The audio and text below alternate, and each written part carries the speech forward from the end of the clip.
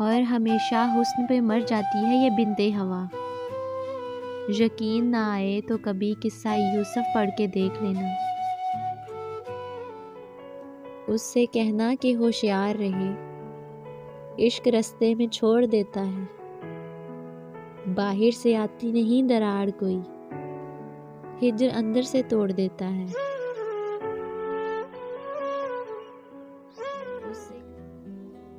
उसकी हिम्मत मुझे भुलाए, मैं साथ छोड़ दूं वो मर ना जाए। तुम्हें पता ही नहीं है उसका, मैं उसके सबसे करीब तर हूं। वो मेरे बारे में सोचता है, मैं उसकी आंखों का नूर हूं अब। वो दिन में मुझसे है बात करता, वो रात सपनों में देखता है। मैं सबसे ज्यादा करीब उसके, मैं उसको अंदर से जानती हूँ।